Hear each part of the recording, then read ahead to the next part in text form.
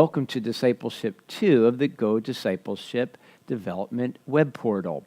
In Discipleship II, the focus is on serving. And I really want you to understand just how important it is to grow in our serving within the body of Christ. I'm going to read to you from Ephesians chapter 4, where Paul is relaying to the Ephesian church the importance of the leaders within the church, and I want you to listen to what their objective should be. Again, Ephesians chapter 4, I'm going to read verses 11 and 12, where he says, "And God," that is really Jesus, "gave some to be apostles, prophets, some evangelists," and notice some pastors and teachers. Why did Jesus do that? Why does he do that? Well, he explains. The reason for the equipping of the saints for the work of the ministry, for the edifying, that is the strengthening or the building of the body of Christ. So the reason that God appoints these leaders within the church is in order to instruct the church how they might better serve one another. How are you going to do that? Well, that takes place within a local church body. Brothers and sisters serving one another. In fact, I want to continue what Paul says, continuing in this passage in verse 16, in order that we might better understand what exactly Paul is driving home here.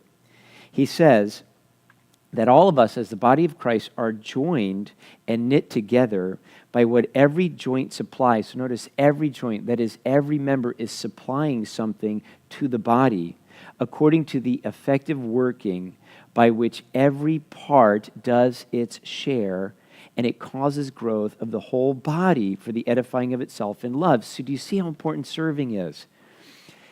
It is Jesus' desire that every member of the local body be involved in serving in order that the body of Christ, which Jesus died for, might be edified in itself in love. Since serving is such a crucial aspect of what it means to be a follower of Jesus, we've dedicated Discipleship II to growing in servanthood. That is, being a servant of Jesus Christ. Now, of course, continuing from Discipleship I, there's going to be 3 more teachings with corresponding worksheets that you'll have to complete from the Church Spectrum series. But in addition to that, there's going to be an event planning class that you're going to be required to take. What's that?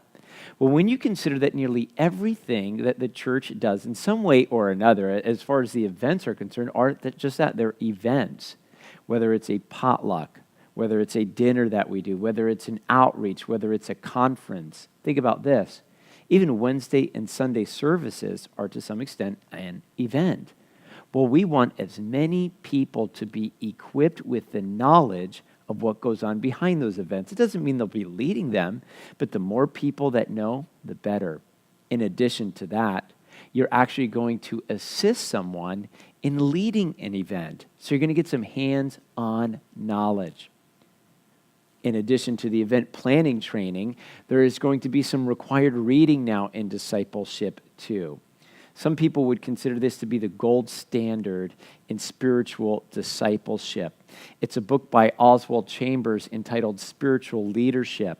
What you're going to have to do is read every chapter, and at the end of every chapter, there's a section entitled For Reflection. You're just going to have to write out just a couple of sentences here and there, and you're going to keep those, and you're going to give that to the individual, again, that is going to be guiding you through this process.